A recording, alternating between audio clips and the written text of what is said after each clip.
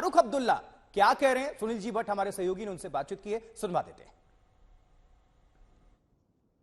हमारे साथ इस समय बातचीत करने के लिए जुड़ चुके हैं जम्मू कश्मीर के पूर्व मुख्यमंत्री और नेशनल कॉन्फ्रेंस के अध्यक्ष डॉक्टर फारूक अब्दुल्ला।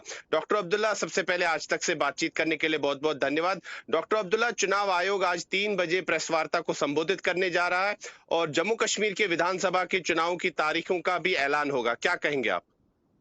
मैं बहुत खुश हूँ कि ये जो गलतफहमियां यहाँ थी कि होगा नहीं होगा, बड़ी अच्छी बात है कि आज ये इसका अनाउंस करने वाले हैं। मैं मुबारक करता हूँ इलेक्शन कमीशन को कि ये इलेक्शन करने वाले हैं और हम इसके लिए तैयार हैं। बहुत बहुत शुक्रिया। तो फारूक साहब, मुझे एक चीज बताइए कि क्या आप स्वयं चुनाव लड़ेंगे, क्योंकि उमर अब्दुल्ला साहब ने तो कहा है कि वो स्वयं चुनाव नहीं लड़ेंगे।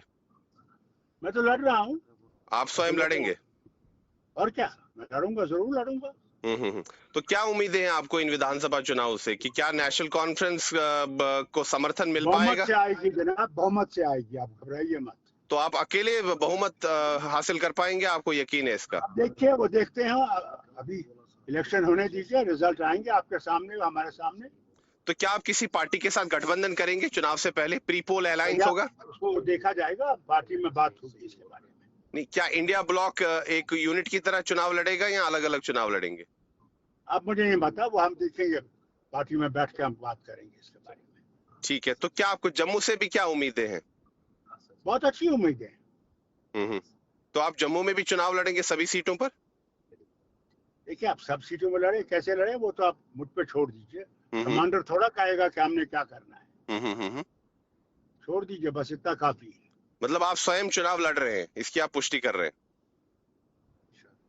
भैया, नेशनल कॉन्फ्रेंस चुनाव लड़ रही है, और क्या चाहिए आपको? नहीं फारूक साहब, आप स्वयं चुनाव लड़ेंगे, खुद लड़ेंगे आप चुनाव? अगर आप भी आज भी आपको शक है तो मैं माफी मांगता हूँ। अच्छा, आदाब। धन्यवाद धन्यवाद धन्यवाद।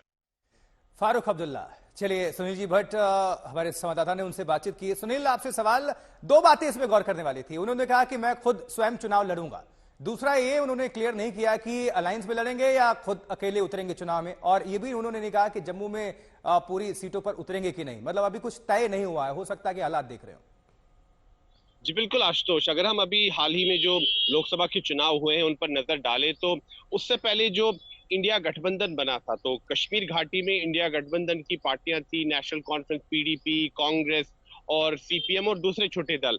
लेकिन जब चुनाव लड़ने की बारी आई तो नेशनल कॉन्फ्रेंस ने 2 टूक शब्दों में कहा कि जो कश्मीर घाटी की 3 सीटें हैं, श्रीनगर, बारामूला और अनंतनाग, उस पर वो अपने उम्मीदवार उठाने जा रही है और लड़ाने जा रही है, और पीडीपी के लिए 1 सीट भी नहीं छोड़ी गई। और बाद में क्या हुआ कि नेशनल कॉन्फ्रेंस और पीडीपी में जबरदस्त जबानी जंग शुरू हुई और महबूबा मुफ्ती ने अनंतनाग से फिर चुनाव लड़ा। हालांकि उनकी हार हुई, लेकिन कहीं ना कहीं जो इंडिया गठबंधन है उनमें काफी अंतर विरोध दिखा गया और वो आपस में कोई उनमें समन्वय नहीं दिखा। लेकिन कांग्रेस पार्टी की जहां तक बात है तो कांग्रेस पार्टी और नेशनल कॉन्फ्रेंस का गठबंधन सही रहा, उन्होंने गठबंधन बनाए रखा और नेशनल कॉन्फ्रेंस ने जम्मू संभाग की दोनों सीटें, जम्मू लोकसभा क्षेत्र और उधमपुर लोकसभा क्षेत्र से नेशनल कॉन्फ्रेंस ने कांग्रेस के उम्मीदवारों का समर्थन किया, उनके लिए प्रचार भी किया। सुनील, नजर बनाकर रखिएगा। अब आप सभी दर्शकों को हम हरियाणा पर अपडेट कर दें, कमलजीत संधू के पास लिए चलेंगे। हमारी संवाददाता चंडीगढ़ से जुड़ी हुई हैं। कमल, हरियाणा विधानसभा चुनाव की तारीखों का भी आज ऐलान संभव है चुनाव आयोग की तरफ से, तो इसको लेकर हरियाणा में क्या हलचल देख पा रही हैं आप?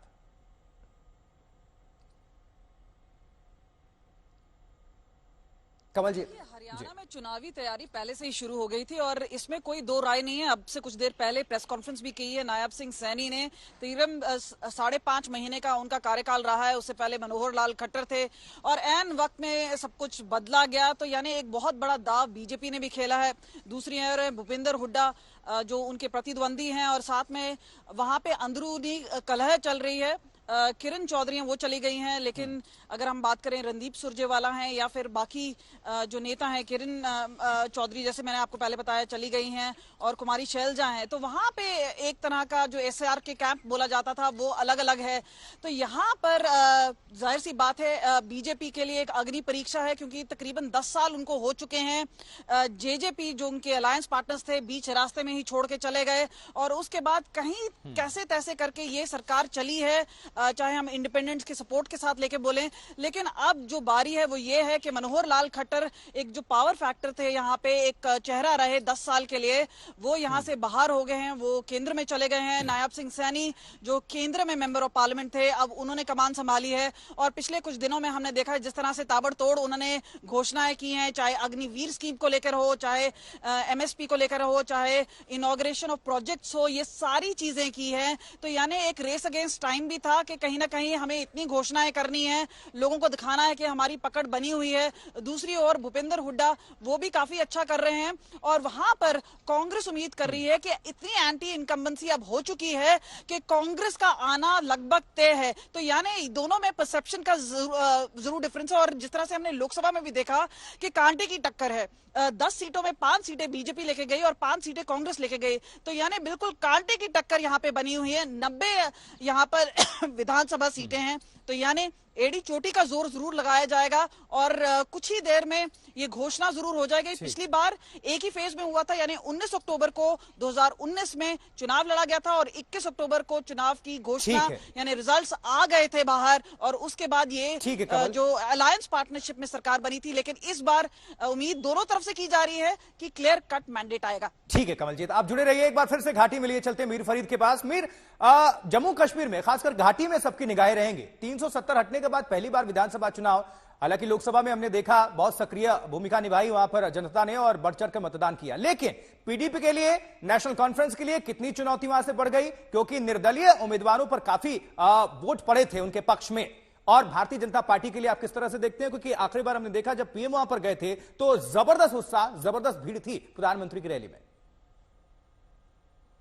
जी बिल्कुल, आप सही कह रहे हैं। कई एंगल से जो है काफी दिलचस्प रहेगा जो ये विधानसभा इलेक्शन होंगे। हालांकि नेशनल कॉन्फ्रेंस और पीडीपी की बात करें तो बार बार वो कह रहे हैं कि जो एक नया समीकरण है, जिस तरीके से पावर डिस्ट्रीब्यूशन है, पावर सेंटर जो रहेंगे जम्मू कश्मीर में, वो सही नहीं है। और जब तक स्टेटहुड वापस नहीं दिया जाता जम्मू कश्मीर को, तो लोगों के साथ जो है वो एक किस्म का जो है विश्वासघात होगा। लेकिन केंद्र सरकार ने साफ कहा है कि वो भी अपने समय पे मिलेगा, लेकिन फिलहाल इलेक्शन की जो प्रक्रिया है वो होनी चाहिए। और चुनौतियों कैसे देखते हैं बड़े लीडर्स की, खासकर एनसी से तो खुद ही उमर अब्दुल्ला चुनाव हार गए थे, तो बड़े लीडर्स को तो दरकिनार कर रहे हैं वहां की जनता।